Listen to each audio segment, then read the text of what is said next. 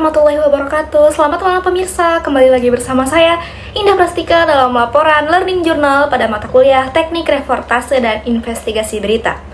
Pemirsa, kebebasan pers adalah pilar demokrasi.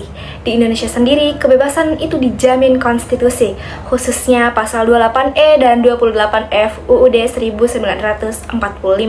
Namun ia tidaklah absolut. Di era digital muncul dua bentuk jurnalisme yang kuat, jurnalisme data dan jurnalisme investigasi. Keduanya sama-sama berjuang mengungkap kebenaran, tetapi juga membawa tantangan etika dan hukum yang semakin kompleks. Kita akan membedah batas-batas tanggung jawab ini. Segmen pertama, jurnalisme data versus investigasi. Mari kita bedah perbedaannya. Jurnalisme investigasi menekankan riset, mendalam di lapangan, wawancara rahasia, dan menelusuri jejak tersembunyi. Fokusnya pada penyalahgunaan kekuasaan atau korupsi. Sumbernya seringkali sensitif, namun di sisi lain, jurnalisme data adalah praktik yang memanfaatkan data, angka, atau dataset sebagai sumber utama. Prosesnya meliput cleaning, analisis kuantitatif, dan visualisasi untuk menemukan pola atau anomali. Intinya, investigasi fokus pada proses lapangan, sementara data fokus pada analisis digital dan statistik. Kita masuk ke segmen kedua pemirsa, yaitu etika yang berbeda. Perbedaan ini muncul fokus etika yang berbeda.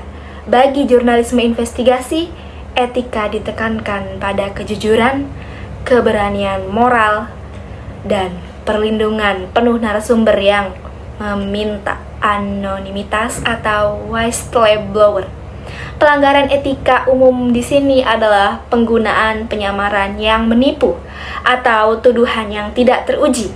Sementara bagi jurnalisme data, fokus etika utamanya adalah akurasi dan transparansi metodologi.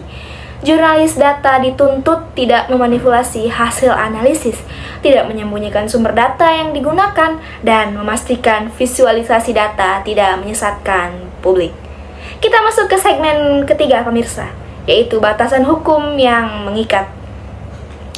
Secara hukum, selain undang-undang pers, kedua praktik ini dibatasi oleh pers payung hukum yang ketat. Jurnalisme investigasi paling rawan terhadap kasus pencemaran nama baik, fitnah, dan pelanggaran hak privasi yang diatur oleh KUHP dan Undang-Undang ITE. Sebuah laporan harus didukung bukti dokumenter yang kuat. Namun di sisi lain, jurnalisme data kini harus sangat berhati-hati dengan Undang-Undang Perlindungan Data Pribadi atau UU PDP tahun 2022. Akses dan pembocoran data pribadi tanpa izin, bahkan jika itu ditemukan di ranah publik, dapat dikategorikan sebagai pelanggaran hukum. Ini menuntut jurnalisme data untuk melakukan anonimisasi dan data minimization. Kita masuk ke segmen keempat pemirsa, tantangan di era digital. Arus digital melahirkan tantangan baru terhadap jurnalis, menghadapi tekanan kecepatan publikasi yang sering mengorbankan proses verifikasi. Maraknya misinformasi, deepfake, dan bias algoritma mengancam kredibilitas media acara keseluruhan. Selain itu, praktik clickbait journalism yang provokatif juga merusak standar etika dalam kode jurnalistik. Di balik layar, risiko keamanan cyber dan pengawasan digital juga membuat perlindungan kian makin sulit. Semua ini menuntut jurnalis untuk meningkatkan literasi dan kesadaran umum. Lantas, bagaimana menyeimbangkannya? Jurnalis wajib menggabungkan kepatuhan hukum dengan standar etika profesi yang tinggi. Praktik terbaik meliputi yang pertama, selain selalu mendokumentasikan verifikasi data secara detail, yang kedua, terapkan anonimisasi pada data pribadi. Yang ketiga, dan utamakan transparansi metodologi analisis, yaitu lembaga pers dan pendidikan harus terus berkolaborasi.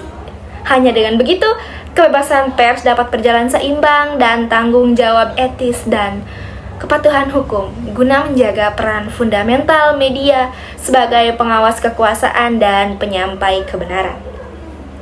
Demikian laporan dari saya, Indah Prestika dengan juru kamera, pamit undur diri. Selamat malam, terima kasih. Wassalamualaikum warahmatullahi wabarakatuh.